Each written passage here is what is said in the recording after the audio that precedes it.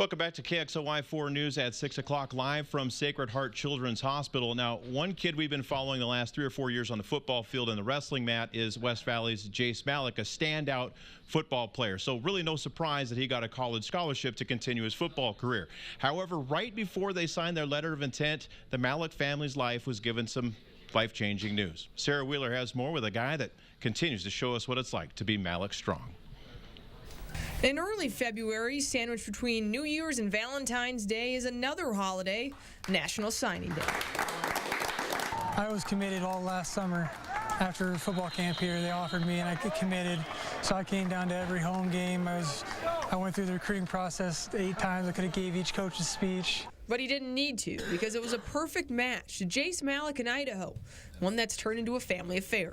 Jace never leaves the house without something Vandals on, and almost none of the family does. But we're that big of Vandal fans now. More so now than ever before. Just a week before signing with Idaho, one of the best days of his life, Malek had one of his worst.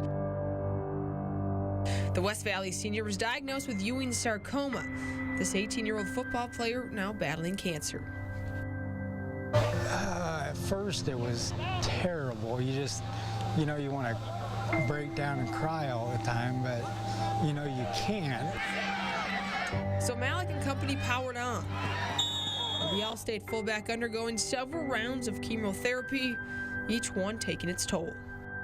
Dropped 50 pounds since it started in the last 2 months, but yeah, definitely keeping the weight on. Kind of heavy for a kicker's helmet.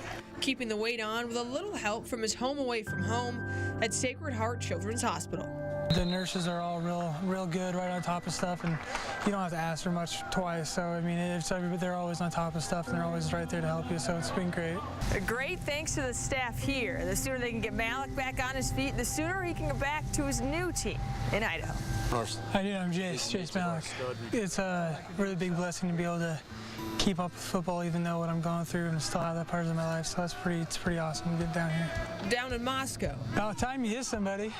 But that Vandal silver and gold stretches back to Eastern Washington, too, thanks to his soon-to-be teammates. I'm getting letters from them at home all the time, offensive line, the DBs, half the guys I don't know yet, and I mean, it's huge just to know that they're all here. Knowing he has their support with perhaps his biggest hurdle on the horizon, a surgery to remove part of his pelvis. They're going to try to, you know, screws, rods, whatever it takes to put him back together the best they can, and then, like I say, do a hip replacement while they're in there. And it's going to be a long recovery, but he's tough. He's not just an average kid, so we'll get it beat. Proving once again that he's Malek strong. I'm Sarah Wheeler at KXLY4 Sports. We have an exciting update on Jace Malek, as yesterday on Facebook, his family announced that the most recent scans this week show the tumor on his hip is actually getting smaller.